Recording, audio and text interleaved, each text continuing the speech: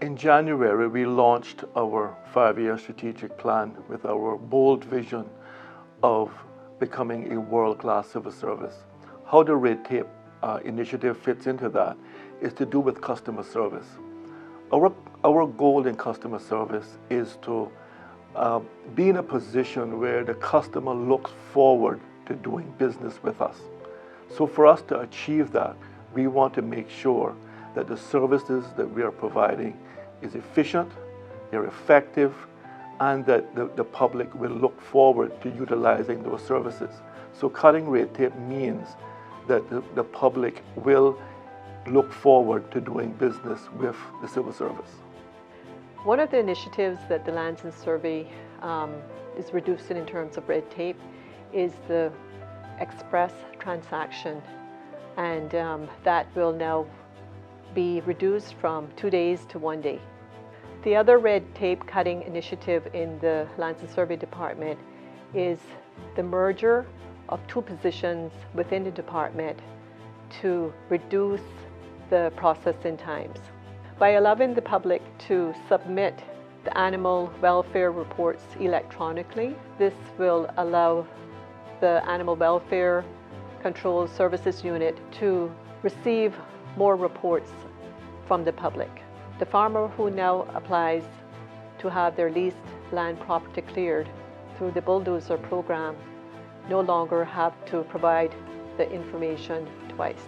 So chief officers was challenged to come back to us with some ideas as to how we can cut red tape. And we got a really great response from chief officers. They obviously pushed that challenge down in their ministries' portfolios and departments. And some really great ideas came back from at all levels of the civil service. We've been looking at cutting red tape with our policies and our procedures at the Department of Immigration. We want to be accessible to our customers, and that's meant that we've opened our doors an hour earlier each day, Monday to Friday, allowing our customers to get in and get on with their day much faster. We've seen a great uptake from that, and I think the options that we present to the customers in that regard have really paid off.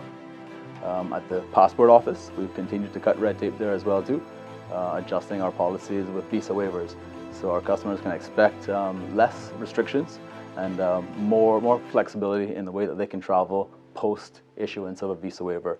There are certain conditions applied to that, so we will be making sure that our customers are well informed about the intricacies around that, but I think they'll be very pleased with these additional options. Cutting red tape was identified as a priority in this Unity Government's manifesto.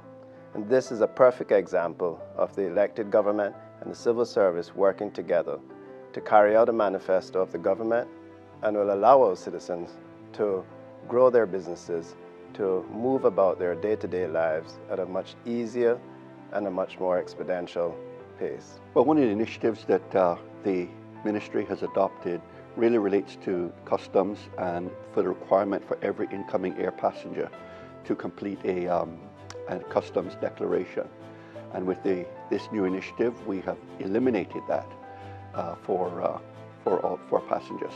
Visitors coming into the island by air will now they'll see a much quicker processing time, because unless they have something to declare, they don't have to complete a form, and they don't have to necessarily go and meet with a customs officer directly. So it will be a much more pleasurable experience for them coming through customs in Cayman now. And really what I see as one of the great advantages, this takes Cayman into the 21st century, because this sort of intelligence-led process is what's being implemented throughout the world rather than being compliance-based. We make it far more easier, because 95% of passengers that are coming through are, they are a very low risk and don't need that heightened sense of scrutiny or examination when they're traveling into and out of the Cayman Islands. In an effort to expedite services to our seamen and veterans, we have allocated the responsibility to a specific staff member that she's able to correspond immediately within a 24-hour period. So this process allows for a quick turnaround in terms of response and allows for immediate information to be passed on to relevant persons rather than waiting on it to come to the chief officer or to the deputy chief officer. So we've completed the first round of cutting red tape. What's next? We still have a number of submissions from chief officers that we want to consider and look to implement. We also want to empower our entire civil service for civil servants to look to see how they can put forward suggestions on cutting red tape. And then, of course, the customer is at the heart of everything we do. So we then want to hear from our customers as to how we can improve their customer experience. We want to be in a position where our customers, our valued customers, look forward to doing business with us.